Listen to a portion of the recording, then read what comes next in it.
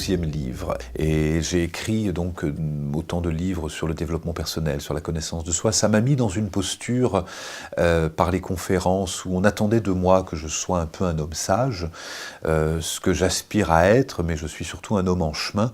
Et le roman, ça m'a permis en fait, curieusement, en racontant l'histoire d'un autre, ça permet d'être beaucoup plus intime, et je me suis jamais autant livré dans un livre autant que dans ce roman. J'ai été le premier, j'allais dire, pris au piège de ça, parce que je m'attendais vraiment à raconter une histoire en étant extérieur, et en fait ça m'a invité à plonger complètement dans mon histoire, dans mes paradoxes, dans mon cheminement, dans mes fragilités d'homme.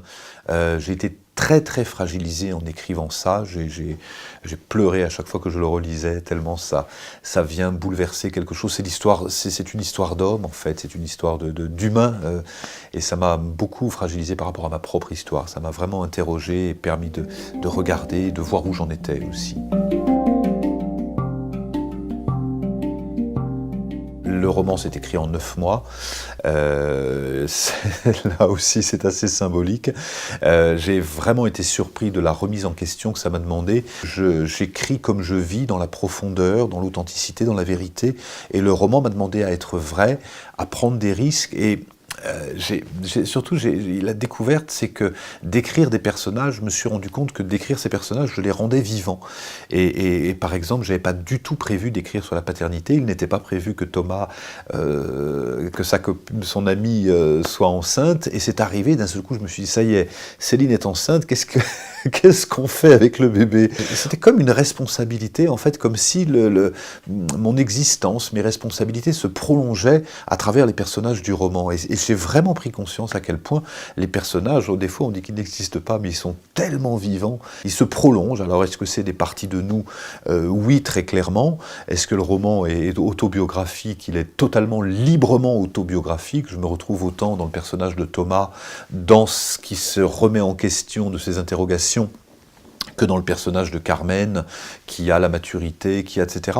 Et c'est ça que je trouve magnifique, c'est qu'en fait, quand je lis le livre, quand je le relis, je me retrouve dans tous les personnages. Je me retrouve dans Céline, dans sa stabilité, je me retrouve dans Iris, dans sa spontanéité, je me trouve dans Carmen et sa sagesse, dans Thomas et son impulsivité, et je me retrouve dans chaque facette du personnage, et dans chaque facette du roman.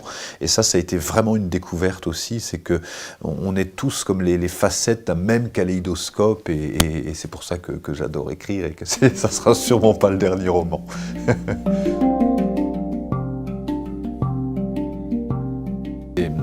C'est Louis Jouvet qui disait, mettez dans le film magnifique Entrée des artistes, mettez plus de vie dans votre art et plus d'art dans votre vie.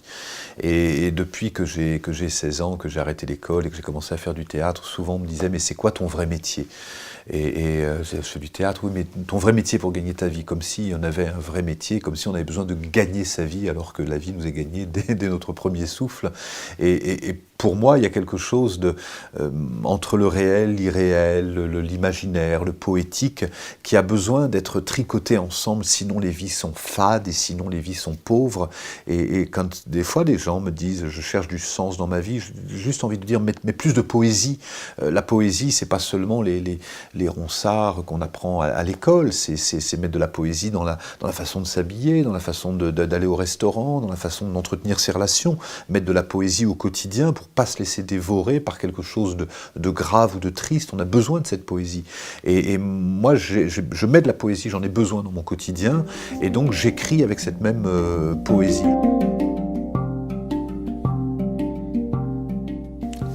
Quand je jouais au théâtre, en fonction des rôles que j'avais, souvent les gens venaient me voir après la représentation en me disant « Ah, vous êtes sympathique, on aime, etc. » Ou que si je jouais un traître ou un tueur, etc. Je donnais cette impression-là, et les gens... Et quand on dit « rentre dans la peau du personnage », en fait c'est une invention. Le personnage n'a pas de peau, la peau c'est la peau de l'acteur. Et quand le personnage pleure, c'est l'acteur qui pleure. Quand le personnage est triste, c'est l'acteur qui est triste. Et c'est l'acteur qui va chercher en lui des émotions qui sont sincères. Ce qui a provoqué l'émotion est artificiel, parce qu'on va pleurer à 21h12, parce que c'est l'heure où le personnage pleure, mais par contre l'émotion elle-même, elle est totalement authentique. Et écrire, pour moi, c'est la même chose. Je plongeais dans cette histoire qui n'est pas mon histoire, parce que l'histoire de Thomas n'est pas mon histoire, mais en même temps, je me l'appropriais tellement qu'elle devenait réelle, et je ressentais dans mon corps, dans mes sensations, les perceptions du personnage. J'avais vraiment cette même urgence. Donc il y a une espèce de... L'auteur, en fait, rentre dans la peau du personnage, mais c'est le personnage qui rentre dans la peau de l'auteur. C'est une espèce de mariage comme ça, qui est, moi, que je trouve, c'est un drôle d'exercice, qui demande à la fois beaucoup d'exhibitionnisme et beaucoup de pudeur. C'est une place particulière, mais c'est une place qui est tellement vivante.